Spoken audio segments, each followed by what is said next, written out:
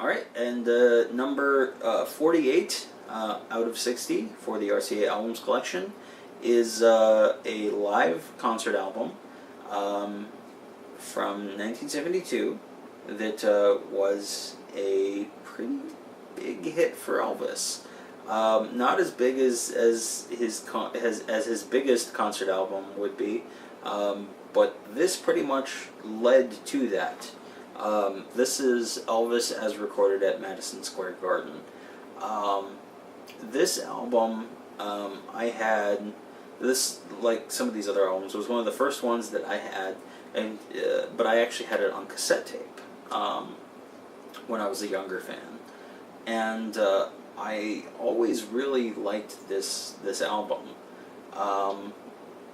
But as I grew into my fandom and became more aware of Elvis, I kind of got to that point where I think I made the mistake of letting the stereotype kind of get to me when I was like an older teenager, 16, 17, 18. Like, I still liked Elvis and I was unabashedly like, I'm an Elvis fan.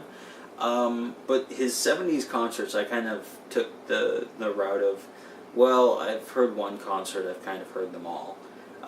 You know how it goes. I mean, it's 2001: A Space Odyssey, and then it's CC Rider, or That's Alright Mama, and then it's Love Me, and then it's, I mean, and all the way down through to Can't Help Falling in Love, and the outro, and Elvis Has Left the Building. You forget how good this album is, despite its really tacky 70s cover.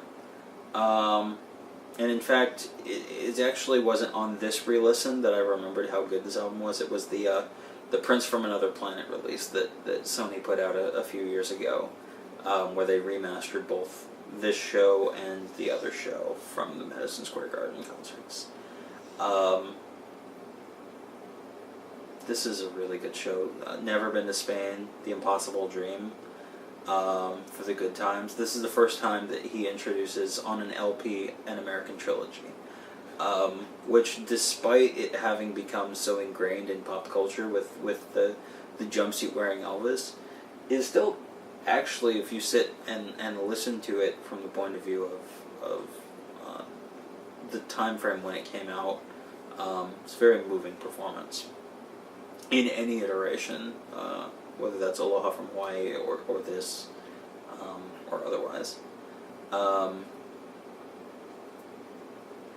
I do wish there's, on the other show, it wasn't on this album, there's a version of, I think it was I'll Remember You.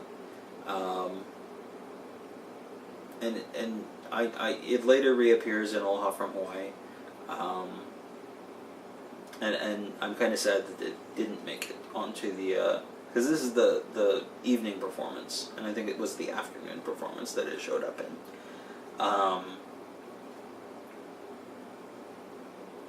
This is a really good show. Iconic, absolutely, but easy to write off if you have become very aware of the formula of the shows, I guess you would say. Don't write it off. Go back and actually sit and listen to this album, if you have it.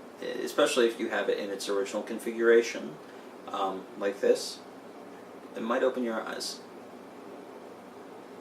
Coincidentally, before we move on to the last couple of the night, this is where it's kind of frustrating with this box set. There's an advertisement on the back for one of the Camdens for Elvis Sings Hits from His Movies, which was not included in this box set. And I understand why they did it this way, and why the 60 albums are the way they are.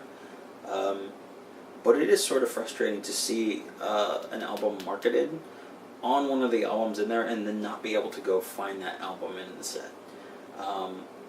Not that I'm complaining about the product I did get. I'm happy with what I got, but it's just sort of disappointing. So, as far as Madison Square Garden is concerned, if you haven't heard it in a while, revisit it and just see what you think of it, because it's better than you might remember.